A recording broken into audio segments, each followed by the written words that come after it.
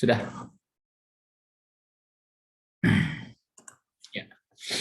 Oke, terima kasih. Kita lanjut membahas masalah yang sama, ya artinya cuma case-nya by case beda-beda, dan kita ambil apa yang orang sudah lakukan ya dan publikasikan ya. Beberapa hari lalu, berapa minggu lalu sih sebenarnya saya dihubungi itu, yang saya kasih link Media Indonesia. Jadi LPPM ITB itu mendaftarkan beberapa pengabdian atau penelitiannya untuk dimasukkan ke koran ya, ke Media Indonesia, baik di online atau versi cetaknya. Versi cetaknya saya karena nggak langganan jadi nggak tahu ya. Terus untuk publikasi, dan kemarin di Danau Batur ya salah satu yang keluar itu ITB untuk bahwa riset itu tidak hanya milik para peneliti yang ada di kampus. Output research itu bisa dibaca oleh publik ya, yang tidak hanya orang kampus ya, akademisi, dan harus ditulis dalam bahasa yang lebih simpel gitu. Ya, jadi kemarin saya beri link itu tuh yang Danau Batur karena ITB memilih salah satunya itu juga gitu. Itu jadi itu pertanggungjawaban penelitian dan pengabdian masyarakat yang didanai oleh ITB. Ya, seperti, dan sekarang masih ada research-nya, masih lagi sampling lagi di Danau Batur dan dilanjutkan ke Nusa Penida. Jadi kemarin ada tim mahasiswa S3, S2 yang lagi ke Bali dan Nusa Penida. Ya, jadi sampling Nusa Penida saya mau diminta sebenarnya kerjasama sama Udayana terkait dengan pengembangan Nusa Penida sebagai anaknya Bali lah ya, pengembangan Bali baru gitu. Ya ada Lombok, ya kita tahu Lombok juga dikembangkan. Ya jadi Pemprov Bali, gubernurnya kan Bali itu orang ITB, ya saya lupa teknik industri atau matematik ya, si yang sekarang itu orang PDIP sih. Ya itu banyak merangkul kampus juga. Oke, saya lanjut mengenai CO2. Saya share screen dari publikasi yang ada, dan sekarang saya masuk ke di air tanah. Bagaimana ada penelitiannya, mungkin menjadi, saya share dulu ya sebentar.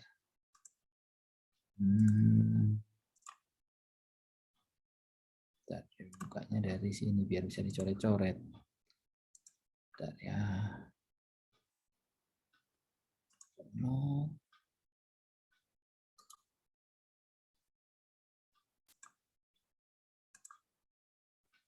Saya buka file-filenya karena kita membahas topik khusus yang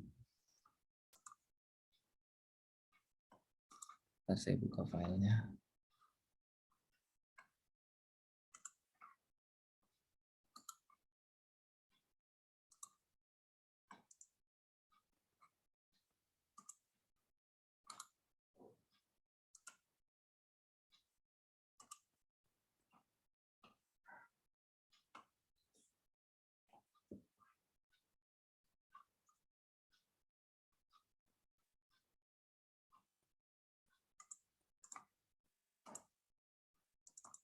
Apakah sudah terlihat? Sudah. Sudah ya. Saya mulai dari sini. Ini ada publikasi dari grupnya Berkeley Lab ya. Lawrence Berkeley National Laboratory itu salah satu lembaga lab research cukup bergengsi ya untuk di bidang geologi lingkungan ya juga. Kalau Jerman itu punya apa lembaga risetnya itu namanya, kalau Indonesia mungkin Eijkman yang punya nama ya, dia independen gitu ya, lab yang, tapi sekarang Eijkman, lembaga riset Eijkman itu diakuisisi oleh BRIN yang lebih birokratis nampaknya seperti itu ya. Ini jadi bagaimana ada riset skala lab, skala lapangan tapi kecil gitu ya. Skala bagus sih, memang mungkin riset ini dananya lumayan nih kalau saya lihat mereka melakukan apa yang terjadi dengan injeksi CO2 di shallow. Jadi kan orang lagi mau ngambil karbon ya, Saya baca juga Bill Gates investasi cukup besar di situ, di perusahaan yang carbon capture storage. Jadi kalau kita melihat dunia perkembangan, jangan-jangan kita akan bertahan dengan fossil fuel, tapi CO2-nya berusaha mungkin CO2, CH4, atau karbonik gasnya itu ditangkap. Itu salah satu mau kemana orang ini ya sebenarnya. Ya. Nah, di sini risetnya bagaimana penangkapan karbon dioksida ya, terus diinjek dan pengaruhnya ke air tanah gitu. Air tanah dan aquifer, material aquifer di air tanah. Ya. Nah, kalau dari abstrak sini kita kelihatan bahwa kalau lihat risetnya dia ada CO2 yang dikondens ya, terus diinjek sebagai CO2 terlarut ya. CO2 terlarut itu diinjek. Mereka bikin monitoring well, setelah itu karena ini limbah gitu ya, maksudnya skala riset, habis itu dipompa lagi. Dia mau melihat kondisinya perubahannya seperti apa. Gitu. Kira-kira begitu. Nah di sini yang menarik, CO2 di air itu mengakibatkan pH turun 3 unit.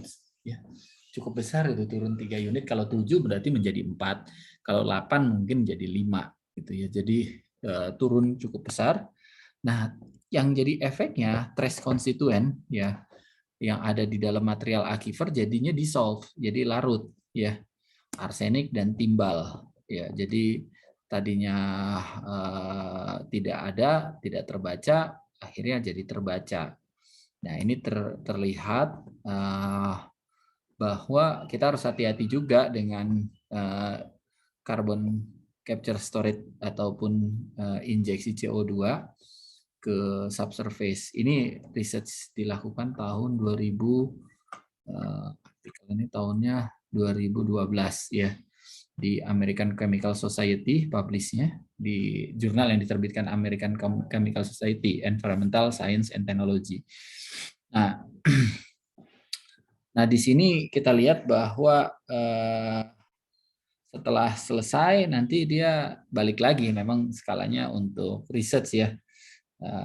Jadi habis itu ada mekanisme desorpsi.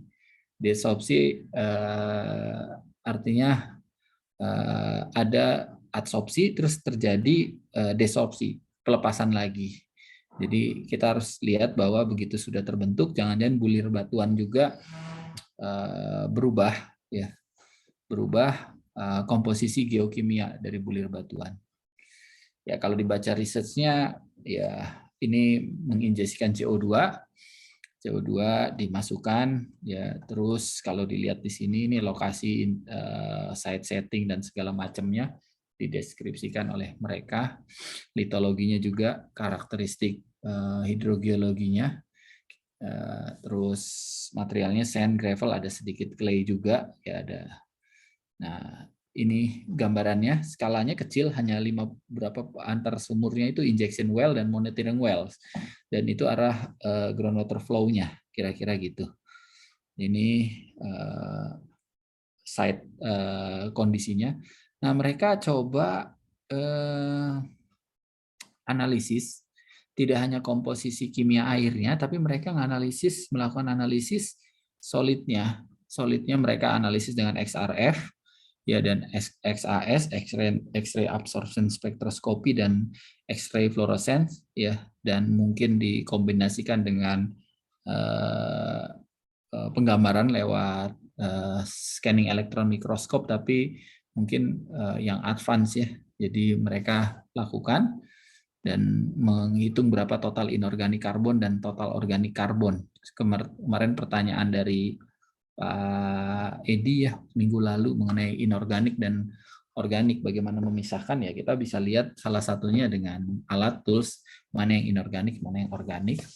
Mereka juga analisis dengan XRD, jadi research-nya tuh kalau menurut saya cukup komprehensif, tidak hanya melihat komposisi kimia air, dia coba lihat komposisi padatannya, material penyusun aquifer yang apakah akan ada perubahan, terutama di bagian edge, pinggir-pinggirnya bulir. Ya tentunya ini materialnya aquifer berbutir, ya di pinggir-pinggirnya ada perubahan seperti atau tidak, karena kita tahu begitu diinjek CO2 itu mungkin berinteraksi dengan air dan bulir batuan.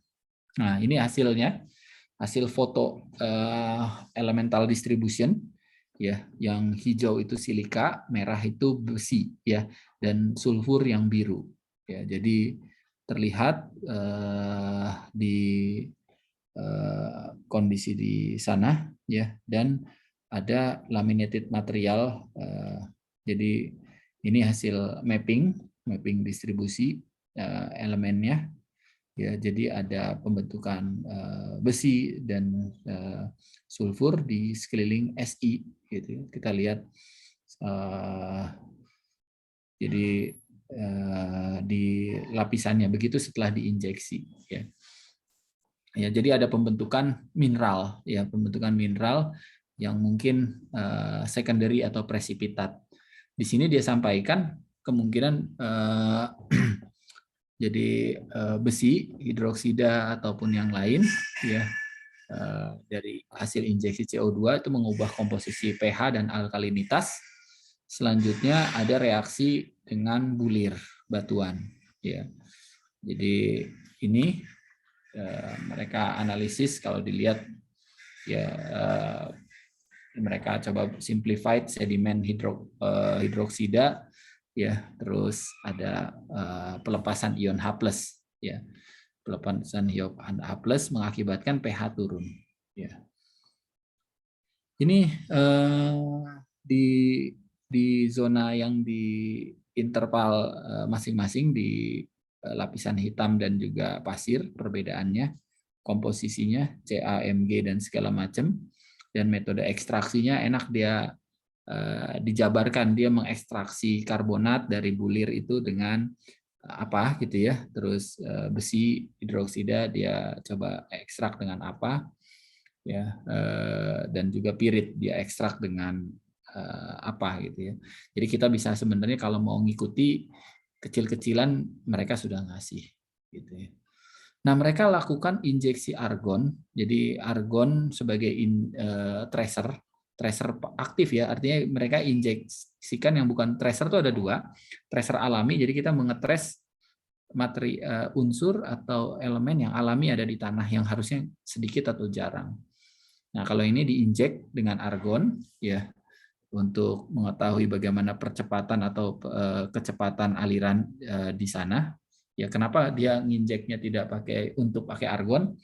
Artinya mereka untuk kecepatan plum fluida atau gas gitu ya, dia pakai argon, karena kalau CO2 yang dia injek ataupun yang lain mungkin bereaksi. Argon ini noble gas, inert, tidak bereaksi. Jadi untuk mengetahui speed di air tanah, kecepatan fluida terlarut, gas argon terlarut di situ. Gitu. Nah, mereka lakukan injeksi tracer test, ya, injek dari tanggal, ya, ini hasil injeksi di monitoring well 3, yaitu naik hasil setelah injeksi dan turun setelah pada saat injeksi, terus setelah selesai injeksi balik lagi ke level tertentu karena airnya dipompa juga, ya. Nah, dari sini kelihatan, nanti kita lihat hasilnya, ini yang menarik juga yang sebelah sini, ya, gambar ini, ya, maaf,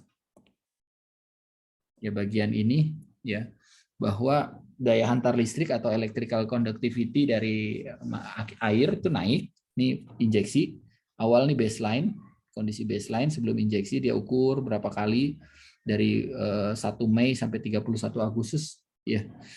Ya, dia sebelum injeksi aja berapa bulan dia ukur untuk lihat trennya. Nah, setelah injeksi kita ambil yang biru itu daya hantar listrik, conductivity, ya, naik setelah injeksi, terus setelah dipompa injeksi selesai turun. Ya, kira-kira seperti itu. Dan daya hantar listrik juga sebanding dengan peningkatan alkalinitas. Alkalinitas pada saat injeksi naik, terus dia turun. Ya, seperti itu. Nah, yang menarik, yang hitam itu, yang bagian yang hitam, itu pH. pH baseline-nya sekitar 8, ya. Di sini sekitar 7, sekian, mendekati 8. Ya, begitu diinjek pH turun dan nggak kembali. Jadi ada di turun nilai berapa ya? Dia bilang 3 nilai dari sekitar 8 menjadi 4, 5 ya, menjadi 5. Ya, jadi ada pH-nya drop gitu. Nah, ini menjadi catatan dalam apa ya? Program injeksi karbon, karena apakah impact-nya akan terus-terusan, nggak berbalik gitu ya, setelah adanya injeksi. Kalau leakage, yang dikhawatirkan itu kan leakage. Kita mau menginjeksi ke zona yang sangat dalam, tapi kalau leakage gimana? Ada penurunan pH tentunya. Dan yang menarik juga adanya peningkatan logam, ya itu yang bawahnya lagi konsentrasi Mn, Fe, Ba, Ca, ya strontium, Cl dan krom, ya dari baseline. Nah ada yang naik pada saat injeksi, ada yang nggak balik lagi. Jadi ada peningkatan setelah injeksi, dia ada posisi ini. Saya ambil contoh itu yang kalsium, ya ada yang Ca. Terus ada yang naik terus seperti besi. Ya nih besi ya terus naik terus yang mangan juga sama ya, yang hijau juga barium. Jadi efek ini terlihat ya. Mereka lakukan modeling, mereka dengan Moodflow dan M3DMS ya lakukan modeling ini dengan kombinasi Moodflow, TAF, dan MT3DMS, ini modul yang ada di dalam Moodflow. Mereka lakukan persebaran atau dispersi. Mereka coba nilai dispersivitas, ya nanti di kuliah pemodelan kita akan bahas dispersivitas. Mereka pakai yang paling pas 0,1 M, karena skala risetnya hanya 10 meteran ya.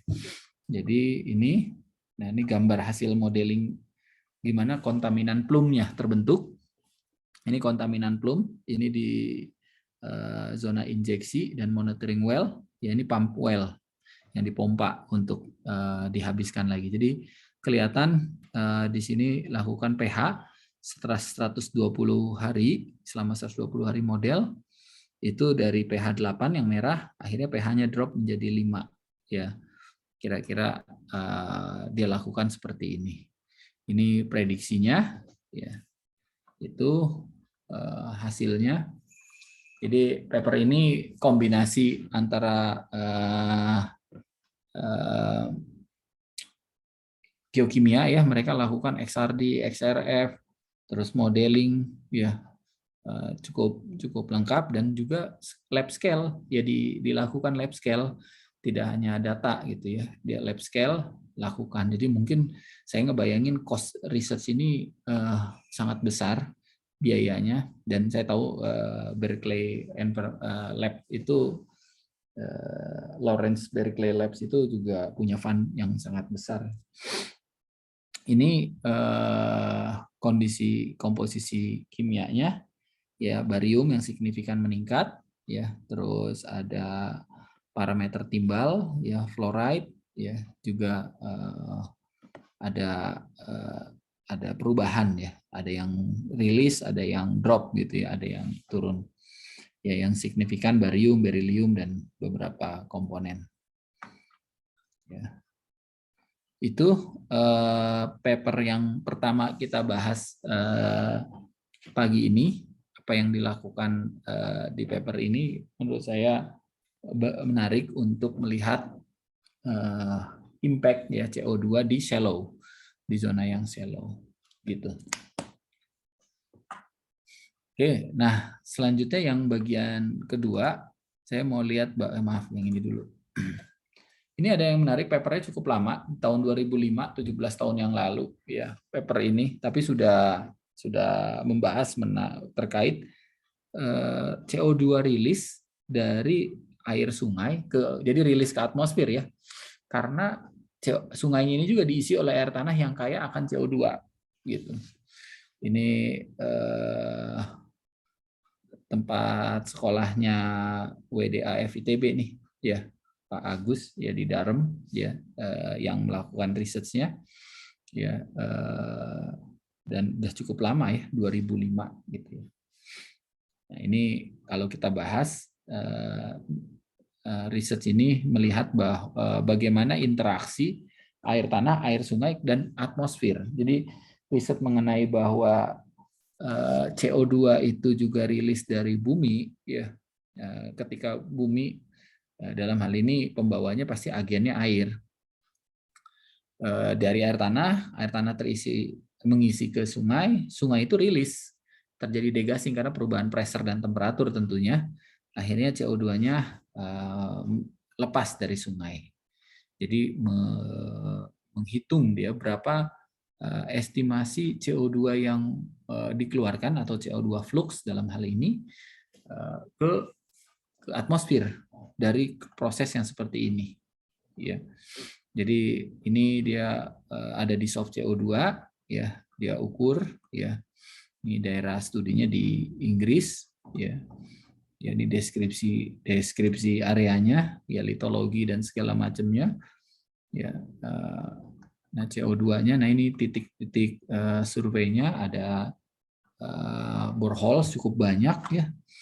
Jadi boreholes yang mereka pilih, ya. Terus ini geologinya, kondisi geologi permukaannya, ya.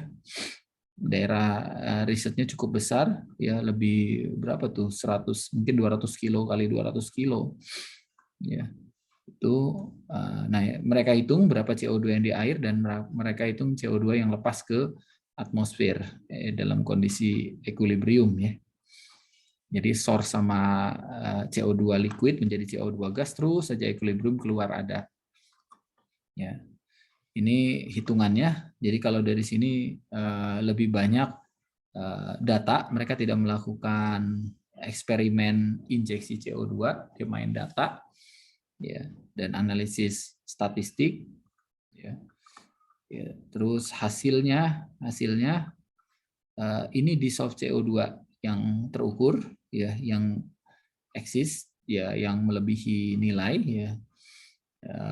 Terus ini eksis di soft CO2, ya, dalam bulan-bulan yang berbeda, dalam tahun-tahun yang berbeda, dari tahun 93 sampai 2001, dan ini di CO2 yang keluar ke atmosfer dari catchment di sungai, gitu, ya.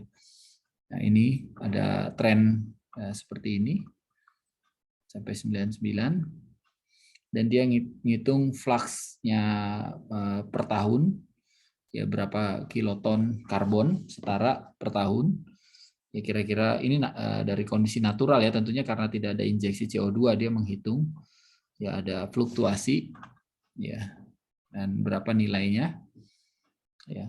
Dia hitung tiap bulan, nih, perkiraan pelepasan CO2, ya, itu, dan pengaruhnya seasonal, mungkin temperatur.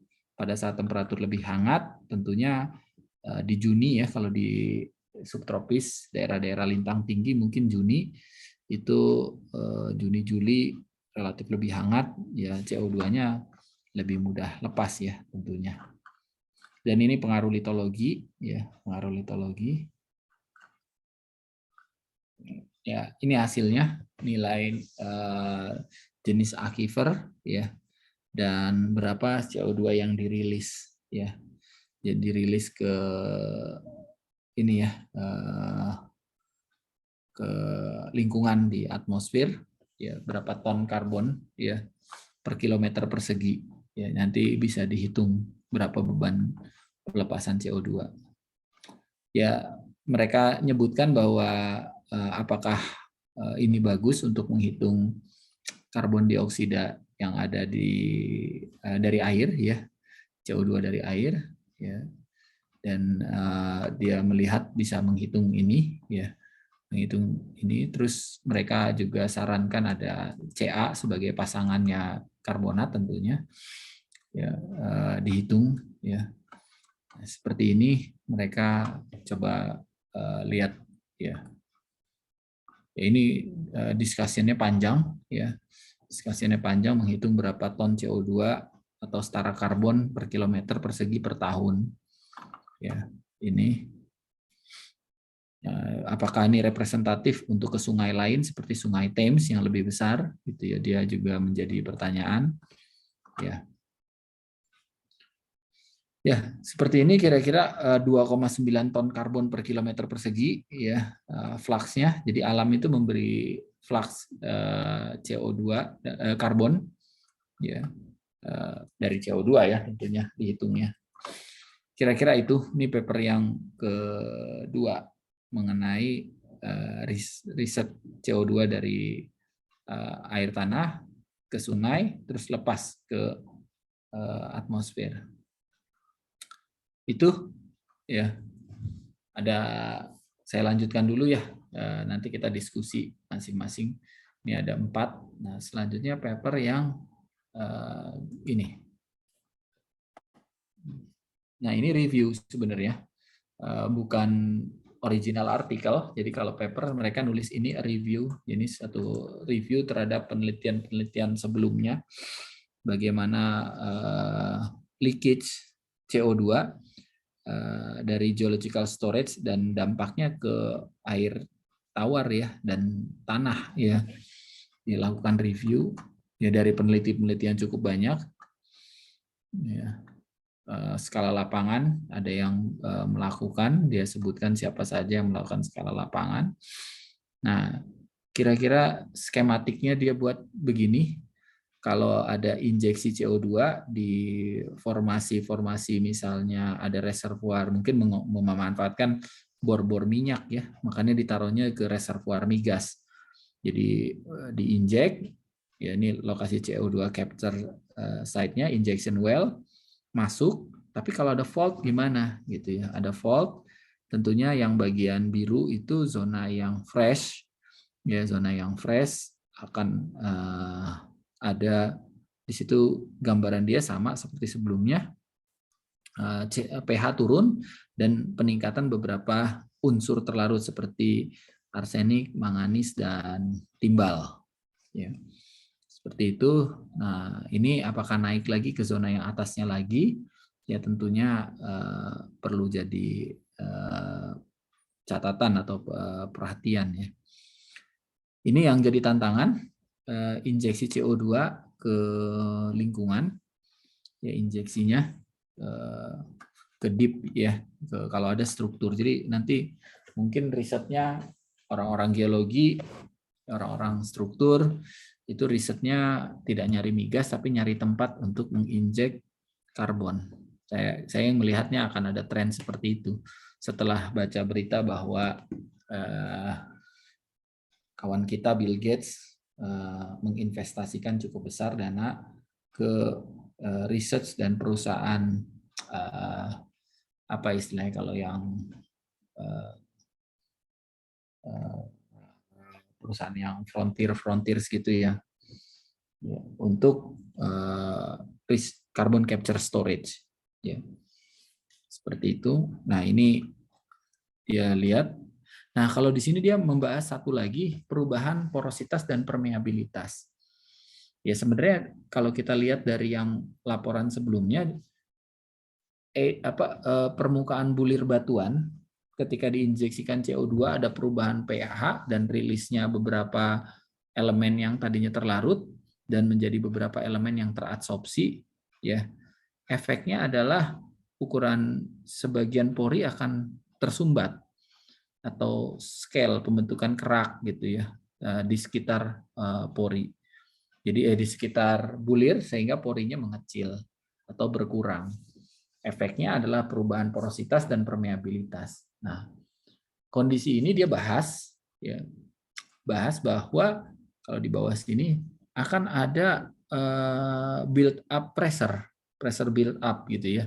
Peningkatan, jadi kita mengakibatkan peningkatan tekanan formasi di situ dan efeknya apakah akan sampai membentuk fracture baru ya di bagian atasnya silnya pecah ya misalnya karena pressure build up ya gitu. Jadi ini juga jadi catatan ya.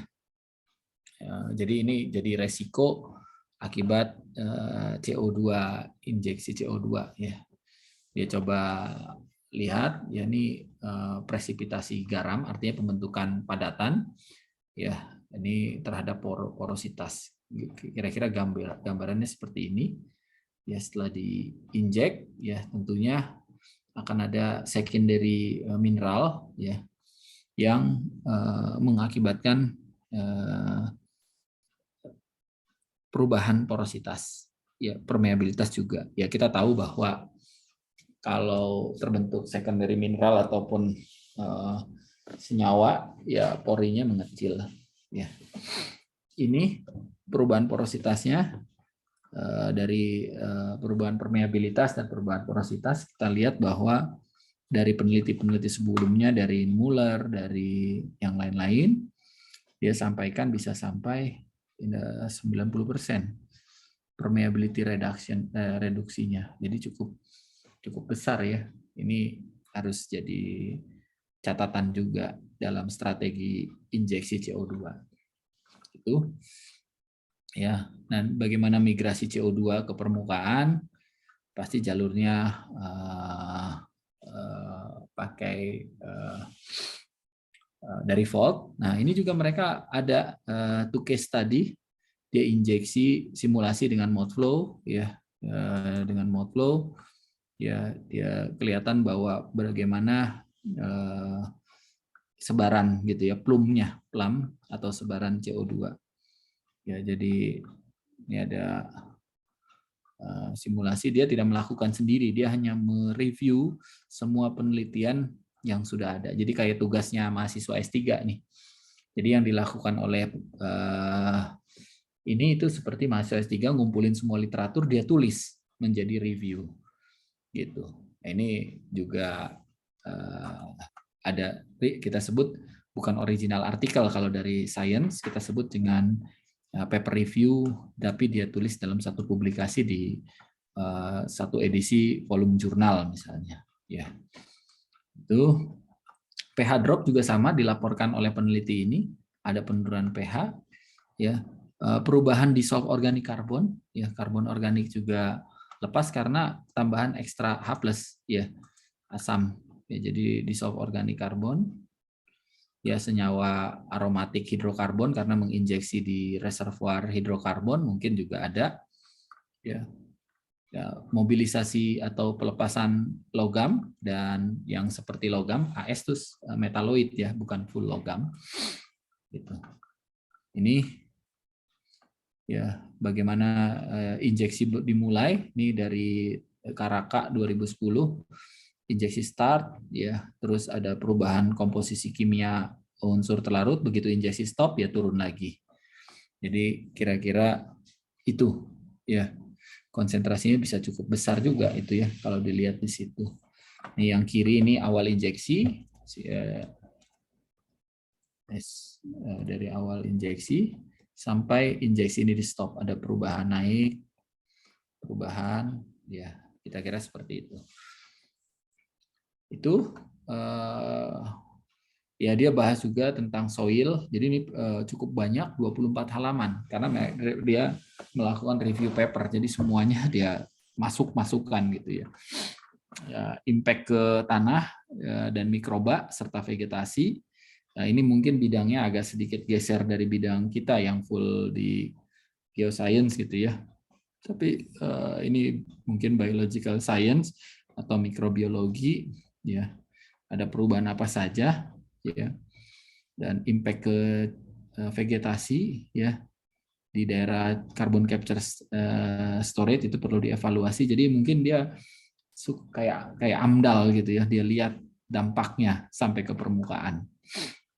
Seperti itu. Ini ya, isotop dan geochemical modeling juga dia lakukan. Jadi maksudnya bukan dia lakukan, dia review ya perubahan komposisi isotopnya ya. Karbon 13 ya, dia sebagai trace ya, ada perubahan ya. Jadi mereka juga lakukan analisis Nobel gas ya. Jadi ini banyak reviewnya. Jadi kesimpulannya kita harus cari karakteristik subsurface. Jadi saya melihat bahwa future of geology itu mungkin berkembang, salah satu cabangnya environmental geology ya. future kita, dan mungkin mining geology dan environmental geology itu harusnya gabung jadi satu payung tuh, supaya orang mining dan environmental geology ataupun bidang kebumian ini memandangnya lebih komprehensif, ya, tidak sepotong-sepotong, ya, versinya orang lingkungan, geologi lingkungan begini, versinya orang tambang begini dari sisi melihat kondisi ini, ya. Jadi subsurface characterization penting. Ya, kita juga perlu mendevelop bagaimana multipolitan dan dinamik akibat CO2 leakage. Karena impact-nya beruntun, pH decrease, alkalinity naik, logam juga naik, ya, seperti itu. Dan ini menjadi, kalau kita nggak benar ya ini katastrofik ya, yang ada terus, yang kita nggak bisa hilangkan. Jadi dia sarankan more research is needed to prediksi CO2 dan pergerakan CO2, dan bagaimana remediasi manajemen kalau ada peningkatan akibat leakage. Nah, itu yang ketiga, ya. Ada selanjut aja dulu yang keempat ya. Gimana? Ini saya udah ngomong sendiri, takutnya ntar hilang ngomong sendiri. Masih ada, Pak. Ya, takutnya saya ngedongeng, kawan-kawan kita ini tidur ya. Ntar malam kan kita juga kuliah kultum. Silakan aja kalau bapak-bapak. Saya sih sebenarnya pengennya tuh yang ntar malam ya, tiap malam Jumat malam ya pengajian kita. Pengajiannya tuh pengajian kayak gini nih. Minggu lalu Pak Fari, minggu ini siapa, Pak Reza ya. Itu saya senang, saya baca-baca belajar lagi. Jadi saya dipancing, misalnya Pak Reza, Pak Fari ngirim paper ini. Saya tuh sambil buka, ini kayaknya pernah baca di mana gitu ya. Cari-cari lagi di buku macam-macam. Oh iya, jadi lumayan nambah ilmu Jumat malam, karena kalau nggak dipaksa kayak Jumat malam itu pengajian itu bisa jadi saya nggak bisa baca lagi gitu, nggak ada kesempatan mau nyari-nyari. Nah, itu saya senangnya di situ, bukan hanya progres S3-nya ya, tapi senang riset orang tuh di situ. Jadi nanti itu timbul ide di kepala untuk risetnya diginiin aja. Nah, yang Atin berangkat dan teman-teman ke Bali Nusa Penida itu berawal dari situ. Ya, jadi ya ambil aja. Terus Udayana ada mahasiswa S3, terus sama profesor yang ngontak saya, ngajakin research, ya oke lah, saya punya tools. Mereka ada budget, ya udah kita share aja gitu. Dan mahasiswa jadi ada berapa orang? 6 atau 7 orang ke lapangan. Ya lumayan jalan-jalan ke Bali gratis. Ya. Nah, ini juga riset yang lain ya. Kalau ini paper mengenai prediksi stabilitas komposisi kimia dari air tanah, ya mungkin kaitannya nggak langsung ke karbon dioksida, tapi dia sebutkan ya water containing carbon dioxide di Polandia ya. Ini risetnya ada carbonated water ya, dia ini. Jadi ini ada istilah, saya juga pas baca apa sih therapeutic water gitu ya. Dia disebutkan di sini menurut geological ya USGS-nya Polandia dan mining ya. Jadi mereka police geological and mining law. Jadi undang-undang sumber daya, kalau kita mungkin undang-undang geologi dan tambang gitu ya kalau di ini kan ya. Ya, air tanah yang tidak terkontaminasi that is not contaminated chemically or microbiologically, dan juga punya variabilitas natural pH dan TDS ya, karena nilainya sekian gitu ya. Jadi ini juga punya stabilitas nggak, jadi gitu ya, tanah atau air tanah yang tidak terkontaminasi atau yang.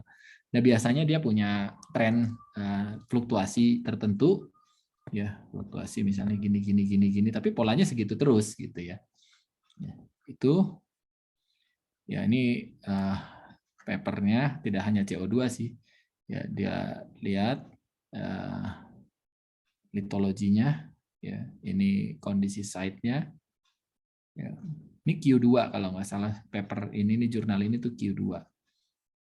Nah, kalau nggak main QQ-an, tapi kalau teman saya Pak Erwin termasuk anti QQ-an, maksudnya kita kok dibagi kasta QQ-an ya. Ya, jadi sains itu kok terjajah gitu ya istilahnya. Ya, kalau saya ya kalau bisa masuk Q syukur, kalau nggak masuk Q ya nggak. Kita lihat aja indeks ataupun berapa papernya ya usaha aja lah gitu. Ini datanya mereka ngambil komposisi kimia, major ion, ya TDS ini fluktuasinya, ya ini dilihat dari nilai-nilainya, pola ya ternyata semua fresh bikarbonat CaMg bikarbonat kalau lihat di situ, ya TDS dan variasinya. Ya, ini tidak spesifik CO2 sih ya. Ini rentangnya dia bahas statistiknya seberapa stabil kondisi ini. Nah, yang di sini yang mau kenapa paper ini saya ambil ada variability of natural carbon dioxide content ya. Jadi dia punya data yang cukup panjang ya. Dia coba analisis ya dibantu dengan program tentunya. Nah, stabilitas CO2-nya begini gitu, fluktuasinya. Ya, dia gambar 8 nih fluktuasinya seperti itu. Yang CO2 trennya, ya CO2 trennya memang rentang fluktuasinya cukup lebar, ya cukup lebar khusus CO2 nilainya, ya dan juga ini yang ion lain ya, yang ion lain. Kira-kira ini menceritakan bagaimana trennya, apakah ada perubahan decrease, increase, resikonya ada atau tidak, ya dia akan bahas risk assessment ya terkait beberapa parameter yang dianggap stabil seperti kondisi di masing-masing lokasi ya. Ya, itu.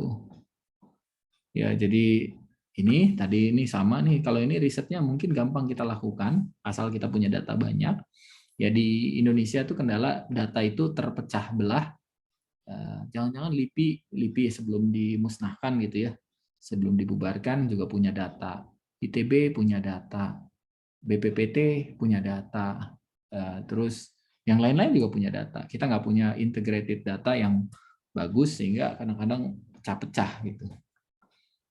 Ya ini source-nya mungkin itu paper terakhir yang mengenai CO2 di groundwater.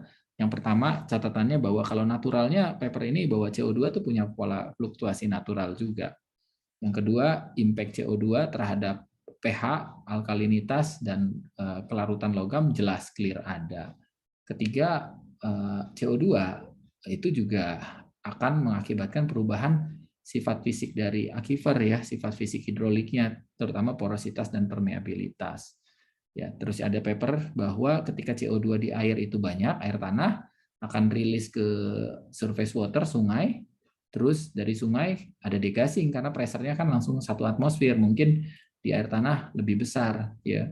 Sehingga CO2 terlarutnya menjadi CO2 gas dan melepaskan CO2 ke atmosfer. Nah, itu mungkin kita bisa mulai ya kalau mau ada yang didiskusikan, ditanyakan, ide atau hal-hal lain mangga. Silahkan. Lumayan 40 menit ngomong. Silahkan. Ya. Untuk yang tadi yang hubungan antara CO2 di atmosfer, sungai dan air tanah, jadi saya agak miss tadi yang paling berkontribusi besar yang mana ya Pak ya? Apakah dari udara masuk ke air tanah atau sebaliknya? Iya. Jadi memang pertanyaannya ada yang kalau disebut ada influx dan jadi flux ya, kita sebut flux. Jadi di beberapa paper nyebutnya CO2 flux ya. Jadi ini kalau kita punya nih bawah ini ke bawah ini subsurface, ini surface, ini ada awan, di sini ada CO2, di sini ada CO2 juga, ya. Sekarang bagaimana CO2 ini ada yang kondisi di mana saat hujan ataupun ada badan air yang bagus, CO2 itu kan masuk. Ya, kayak kemarin kita bahas bahwa kalau ada badan air dengan pH alkalin, sebenarnya dia mengadsorb CO2 di atmosfer. Dia nyimpen tuh. Gitu ya. Tumbuhan juga. Tumbuhan nangkep. Sehingga ada influx CO2 ke dalam sistem yang di bawah. Tapi di sini juga menyimpan CO2, baik CO2 dari vulkanik gas, ya, ataupun CO2 dari yang lain. Ya, misalnya kita punya hidrokarbon, sisanya CH4, ya karbon ya, terus ada CO2. Nah, ini bisa juga keluar ke sini. Kalau di bahasan pertama, salah satu penyebab keluarnya kalau saya punya fluida ini ganti fluidanya asam. Misalnya saya ambil fluidanya ini asid, ya asam. CO2 yang dari sini dalam bentuk karbonat akan terlepas, gitu. Jadi melepas. Nah sekarang kasus ini, kasus paper yang ini, bagaimana kalau sekarang CO2 ini ada karena akifernya mungkin ada bikarbonat dengan konsentrasi cukup tinggi atau CO2 dengan konsentrasi tinggi, dia akan lepas ada ke sungai.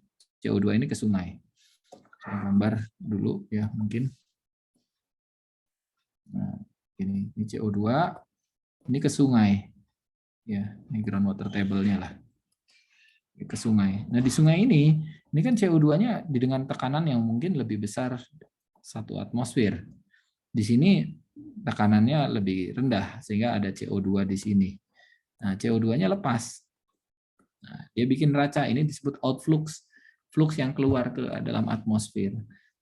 Paper ini tidak menghitung berapa yang banyak masuk. Paper ini menghitung ini. Gitu, yang keluar. Nah, pertanyaannya kan pasti ada yang masuk dengan begitu CO2 di atmosfer diambil tumbuhan ya atau hujan bareng sama hujan juga ada yang masuk. Tapi paper ini menghitung CO2 flux ke atmosfer dari sistem subsurface terus ke surface water terus ke atmosfer. Kira-kira gitu. Berapa sih per tahun gitu ya. Gitu. Kondisinya ideal, kalau kita kondisi ideal tuh equilibrium, keluar sama masuk tuh ya circulated, kita sebut dengan sama seperti siklus hidrologi, ada namanya siklus karbonnya di dalam atmosfer. Karbon ya bukan hanya CO2 ya, carbonic cycle. Kita di awal tuh bahas ada carbon cycle. Jadi carbon cycle tuh terjadi, lautan itu mengadsorb CO2 dari atmosfer. Laut ya. Laut itu kan pH-nya sekitar 8, 7,8, 7,6. Lebih. Tapi kalau lautnya pH-nya turun, kemampuan laut untuk mengadsorb CO2 itu turun. Gitu. Papernya kira-kira yang pertemuan kita kedua atau keberapa ya? Tentang laut itu juga mengadsorb CO2. Ada tumbuhan, ada ganggang, alga, itu diambilin tuh CO2 di situ. Tapi apa yang terjadi kalau lautnya makin asam? Dan ada kecenderungan pH laut itu menuju ke 7,4, 7,5 ya. Sedikit makin asam ya. Ini juga jadi catatan ya. Kalau acidic lake jelas akan melepas CO2. Tapi kalau alkaline lake mengadsorb CO2. Jadi danau ini punya fungsi yang mana? Ya, dia tergantung pH, tentang geokimia dari air danau. Gitu, Pak Fari. Jadi paper yang ini dia menghitung dari air tanah ke air sungai, sungai langsung lepas ke atmosfer berapa fluxnya gitu per kilometer persegi. Itu. Baik, Pak Irwan, terima kasih. Ya, sama-sama. Apakah ada lagi kita untuk berdiskusi? Silakan.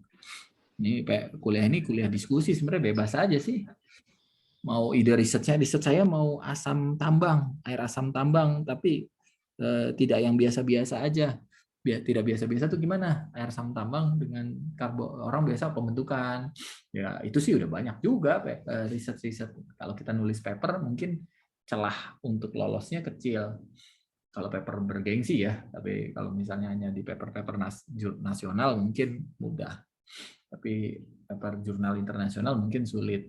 Ya mungkin bagaimana kita menghitung CO2 flux ke atmosfer di Kalimantan. Wah, berapa luas danau yang asam, dihitung gitu ya. Berapa reaksi kimia kalau pH-nya 3, pH-nya 4, berapa CO2 degasinya, sekian juta ton. Wah, itu jadi paper yang bakal banyak disitir tuh kalau menurut saya sama orang lingkungan tuh. Bagaimana menghitung CO2 flux akibat bukaan tambang di Kalimantan karena hampir semua yang gede yang dibuka di Kalimantan. Nah, kalau saya dengan melihat kondisi seperti ini, kita ya orang tambang, penanganan air asam tambang mungkin lebih pas gitu ya kalau kaitan dengan CO2 flux dry gitu, yang kering gitu ya, tidak basah. Jadi di dry cover gitu, kalau bisa yang dry cover, jadi tutup gitu, tidak sampai membentuk air yang asam. Nah, ini kendalanya kan susah juga buat orang tambang, benar-benar nutup semua. Ada bagian yang kebuka. Nah, tapi ini menjadi PR juga buat kita. Ya saya dari tambang, ya tentunya juga pengen sih lingkungan bagus gitu. Ada lagi teman-teman yang lain yang mungkin punya ide riset yang akan nyambung sebenarnya riset ini tuh. Silahkan, ada yang mau didiskusikan. Masih ada waktu nih.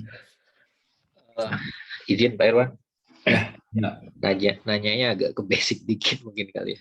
nggak apa-apa. Kembali ya seperti kemarin karbon yang organik sama anorganik ya. Kemarin coba cari-cari buka-buka cari lagi referensi kan. Penasaran sih kalau dari historical pembentukannya bumi gitu kan. Dan ini kan kalau yang major itu kan sebenarnya kemarin saya nggak nemu sih. Kalau yang sering disebutin kan cuma 8 elemen itu aja ya. Yang komposisi majornya nih. Kemarin baru sempat lihat ternyata karbon itu ada ya. Itu mungkin yang maksudnya yang anorganik pasti kan. Kalau yang dari istilahnya dari kerak bumi gitu ya. Itu kan komposisinya kecil banget, cuman paling 200-300 ppm ya. Nah, kalau itu kan pasti yang anorganik ya, Pak ya. Gimana yang anorganik? Iya, kalau ngelihat komposisi kerak bumi gitu, ternyata saya juga baru dapat sih itu ternyata C itu ada tapi komposisinya kecil banget ya. Saya kira kemarin nggak ada gitu sama sekali. Jadi saya penasaran C-nya itu dari mana gitu kan. Nah, berarti kan yang organik jangan-jangan komposisinya lebih besar ya, dan itu dari rata-rata dari tumbuhan kalau habis dia mati ketimbun, kemudian dari kita gitu ya. Secara ini sebenarnya kalau misalkan keberadaan C sendiri itu sebenarnya kalau kayak di tanah tuh ini ya pasti lah, kalau di batuan pasti saya kebayangnya itu boleh dikatakan anorganik semua ya, karena yang tadi kan dari komposisi batuan itu ya. Tapi kalau misalkan yang dari tanah yang udah ada percampuran atau gimana, itu di situ baru ada yang organik kali C-nya. Nah itu komposisinya gedean mana ya? Antara organik dengan inorganik. Gitu ya. Jadi begitu sudah. Jadi kalau kita sebut bahwa source karbon itu memang dominan dari, artinya gini, batu itu ada karbonnya kecil. Magma itu kan karbonnya biasanya akan lepas menjadi CH2, CH4. Jadi gas magmatik gas. Jadi pada saat proses magmatisme, karbon ada nggak? Ada. Tapi biasanya karbon tidak bentuk solid di situ dalam bentuk gas. CH2, CO ada, karbon monoksida, CO2, terus CH4 ya bentuk metan. Itu ada ya magmatik gas. Nah, itu naik ke permukaan. Kalau pada saat erupsi ya keluarnya banyak, langsung jutaan ton ya. Tapi ada yang prosesnya eksolusi, pelan-pelan keluar, exsolution. Jadi leakage continuous ya. Biasanya naik-naik itu juga jadi sumber inorganik karbon. Tapi dari subsurface yang deep ya. Nah, sekarang inorganik karbon lain dari atmosfer. Ya, kita bicara yang inorganik. Nah, kalau jumlah saya belum tahu nih ya, bagaimana bisa jadi organik lebih banyak tapi tidak dissolve. Fasiesnya tidak dissolve ke dalam air karena yang karbon organik itu karena dia biasanya dari hidrokarbon dan segala macam, dia nggak dissolve, sedikit dissolve-nya. Solubility-nya lebih besar ini. Yang ya ini nulisnya kebalik. Ini ya di DOC, ini di IC gitu ya, salah. Ya. Jadi kalau total karbonnya bisa jadi organik lebih banyak. Total karbon dalam bentuk semua fase ya. Saya nggak tahu nih apakah akan lebih banyak. Cuma kalau yang dalam fase liquid, cair gitu ya, yang masuk ke dalam, kita domainnya di air nih ya. Nah, ini dissolve inorganic karbon mungkin lebih mudah, lebih banyak. Ya karena kelarutannya lebih baik Ya, kalau dissolve organik itu kan biasanya dalam rantai hidrokarbon ini. Hidrokarbon CH, C berapa gitu. Nah, ini kelarutannya lebih rendah. Kelarutannya lebih rendah. Yang mudah larut hanya jenis-jenis tertentu dari hidrokarbon, ya, dan sebagian besar tidak larut, kayak minyak yang malah nggak larut, ya. Tapi ada beberapa hidrokarbon yang memang solubility-nya beda-beda nih jenis hidrokarbon. Ya, jadi dissolved organic carbon mungkin dari sisi yang terlarut lebih kecil, tapi source karbonnya bisa jadi yang numpuk tuh di situ, gitu. Ya, tapi dari mana di IC? Dari kerak bumi ada, tapi spesiesnya nggak bentuk batu, gitu ya. Batu tuh jarang kita dapat karbonnya. Dari batu ya, core kita ambil batu di luar batu bara. Batu diuji karbonnya nggak dapat gitu, ya. Nah, biasanya silika kita dapatnya Al, ya. Tapi di mana? Memang magma berarti nggak ada karbonnya? Ada, tapi lepas tuh dalam CO2, CO, CH4. Nah, sekarang itu lebih mudah larut, gitu kendalanya. Jadi yang ini akan kelihatan banyak kalau dalam kita bicara konteksnya hidrogeologi ya, dalam misalnya konteks hidrogeologi. Gitu kira-kira. Nah, sekarang kita harus hitung berapa massa karbon dalam padat. Yang jadi problem kan karbon yang ke atmosfer ini fasenya gas, ya fasenya liquid ya, baik gas ataupun air. Nah, kita sekarang organik karbon dibakar. Organik karbon dibakar, kan kasarnya batu bara dibakar, minyak bumi dibakar. Produk sisa pembakarannya H2O dan CO2. Ya, pasti ada uap air ya, kita anggap CH terus ditambah O2 menjadi H2O dan CO2 ataupun CO. Nah, ini gas ini naik, jadi karbon dioksidanya source-nya organik, tapi dia akan jadi CO2 dari pembakaran material organik. Nah, itu nambah CO2 di atmosfer. Tadinya ini ada di bumi aja mungkin organik karbon gitu ada di sini tersimpan. Sekarang naik ke sini. Nah, ini kebaca yang kemarin di paper berapa yang saya pernah ngambil sampel. Nah, karbon 13 dari organik karbon ini nilainya minus 40, minus 50 per mil lah. Itunya nilai 13C-nya. Ya. Atmosfer real, atmosfer murni ya tanpa ada ini nilainya minus 8 per mil. Ya, sekarang CO2 di atmosfer kayak Bandung aja itu udah nyampe minus 15 per mil. Minus 12, ada minus 20 kalau lagi macet. Artinya sebenarnya kita punya bukti organik karbon ini, yang ini, sekarang ke atas gitu. Padahal dia awalnya disimpan di sini.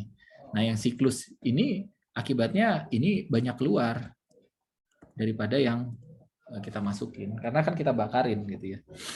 Nah, efeknya ya nggak balance. Ini ada peningkatan CO2 di atmosfer. Nah, apakah karbonik source-nya karbonik atau inorganik? Ya, organik atau inorganik? Ya, kalau inorganik nih banyak yang naturalnya dari magma, dari yang lain, ya, dari hujan. Gitu kira-kira. Jumlahnya saya nggak tahu berapa totalnya ya dalam semua fase ya, padat, cair, dan gasnya. Yang magma tadi itu kan C itu ada juga ya. Oh, paling besar komposisinya setahu saya kalau misalkan di magma ya. Iya, CO2. Nah, karena kan magma itu prosesnya cuma sampai di mantel aja ya. Nah, itu tanya tuh kawan geologi. Itu ada sumbernya dari mantel, dari hasil subduksi. Yang subduksi kejadian Ada subduksi juga itu yang tuh dari bermainnya cuma di situ ya. Karena kalau masuk nggak mungkin dari core ya. Karena core kan Fe-nya yang tinggi sama nikel. Iya, kalau dari batu, dari kerasnya, dari ininya. Ya, Fe, Ni gitu yang tinggi. Enggak, maksudku kejadiannya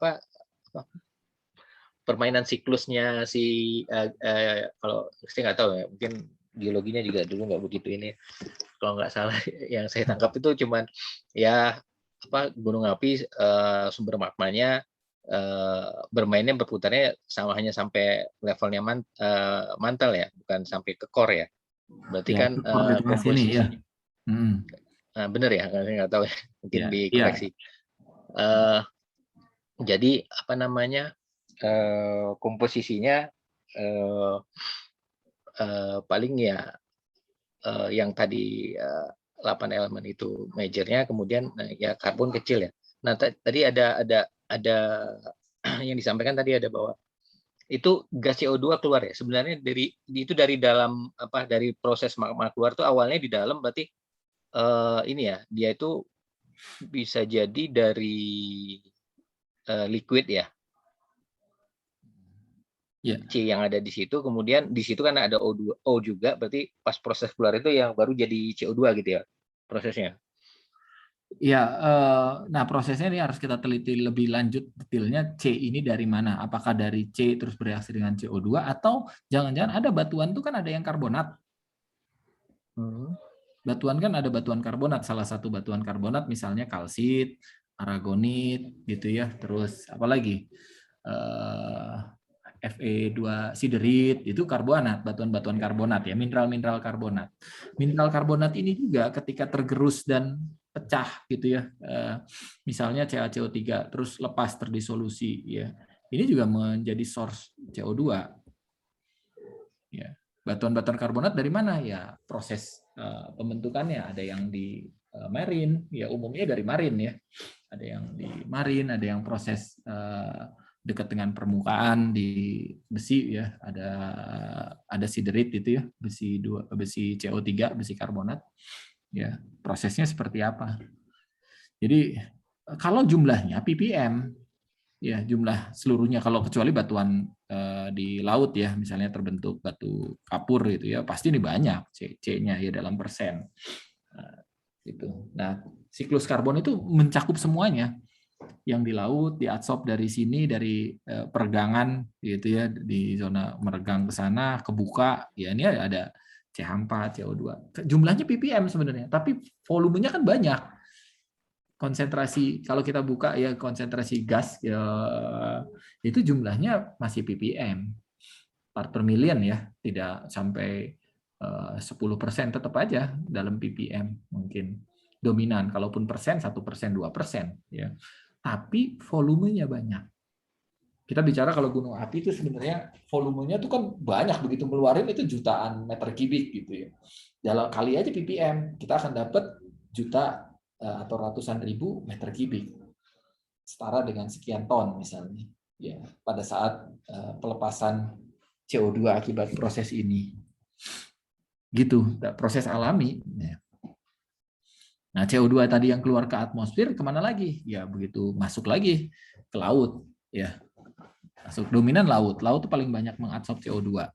Saya baca laut, ya karena luasannya besar ya, luasannya besar dan yang membutuhkan CO2 di laut itu lebih banyak daripada di darat. Ganggang, alga itu butuh CO2 juga untuk pertumbuhannya. Proses fotosintesis kalau di darat ya tumbuhan. Makanya efektif memang benar ya, saya bilang kalau mengacu bahwa sebisa mungkin besok kiamat pun kalau di tangan kita ada benih ya tanam aja gitu ya. Nah ini efektif nih gitu. Ini salah satu hasil risetnya CO2 di uptake. Ya, saya bilang ini menguptake. Jadi makanya kemarin pohon kopi hasil IPPKH yang kita dapat saya bawa dan tumbuh itu di rumah. Bagus, kalau mau ambil pohon kopinya. Jadi saya nyelamatin berapa pohon kopi sama jeruk ya lumayan ini.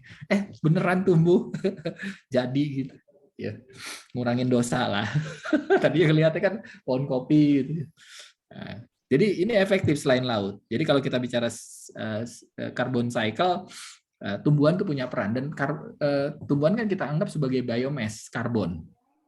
Ya, biomass karbon. Saya pengennya efek pemerintah fair juga, kalau ada pajak karbon, orang yang nanam pohon dapat insentif gitu ya untuk ngurangin beban pajak karbonnya. Dibuktikan fotoin tuh Pak karbonnya saya walaupun bakar bensin ya, naik Vario gitu ya ke kampus. Nah, tuh saya juga punya pohon gitu. Jadi ya ada effortnya gitu. Gitu. Berarti yang punya mobil dihitung ya. Berapa harusnya? Nah, ganti ruginya boleh aja, saya nggak mau bayar pajak karbon tapi saya nanam pohon ya boleh aja.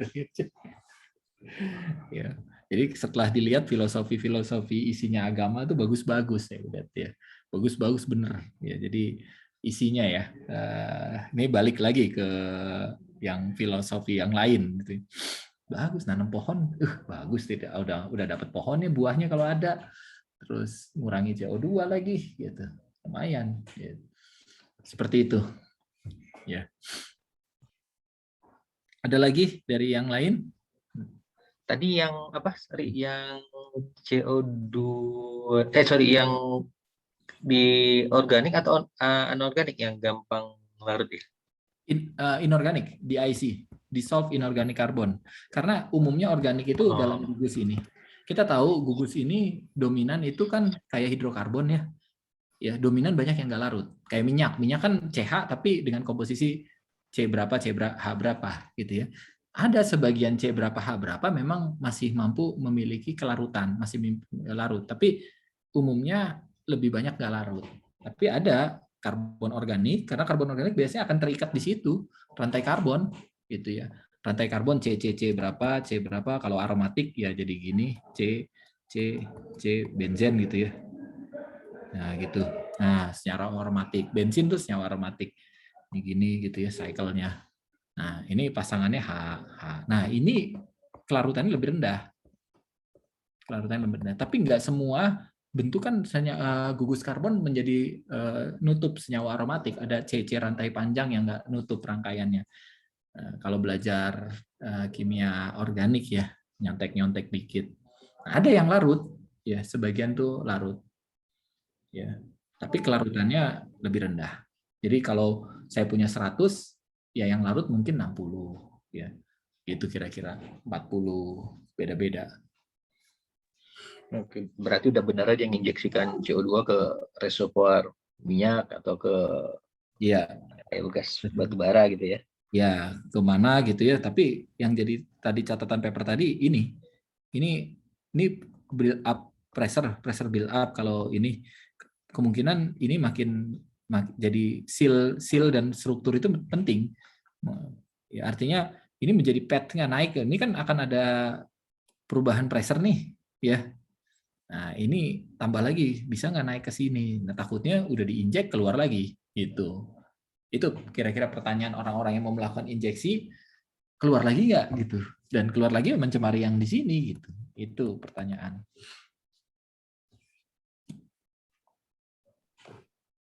Oke, makasih. Oke, kalau nggak ada, ya saya tutup dulu, stop share ini. Dan ini udah hadir yang lain. Saya buka penutup wajah kita. Ya, itu kuliah pagi ya, artinya ini kuliah yang dominan ceramahnya. Ya, tapi untuk insight lah, siapa tahu ada ide riset yang lebih jauh ya. Riset kita masih terbatas ya gitu-gitu aja. Kalau riset di luar sana ya udah jauh. Nah, kalau baca lagi kenapa riset itu jauh di sana, saya kadang suka ngelihat bagaimana orang-orang kaya itu berinvestasi kemana ya. Nah, itu jangan-jangan itu future-nya gitu. Si Bill Gates, oh saya invest ke sana. Ini jangan-jangan oke lah kita push semua masih batu bara, migas masih push, ya belum bisa lah itu renewable energy ya menggantikan 100%. Tapi oke, nanti carbon capture seret kan perusahaan saya teknologinya. Perusahaan-perusahaan yang terdepan. Nah, itu saya melihat ada pola seperti itu. Gitu. Dan kita nggak banyak invest ke situ. Kalau mereka ya sudah banyak invest ke situ. Oke, itu mungkin dari saya cukupkan dulu. Mudah-mudahan sehat-sehat semua. Selalu bagi yang kurang sehat, yang dalam posisi isoman, cepat sehat lah ya semuanya. Gitu. Terima kasih. Assalamualaikum warahmatullahi wabarakatuh. Ya. Waalaikumsalam. Waalaikumsalam warahmatullahi Waalaikumsalam warahmatullahi wabarakatuh.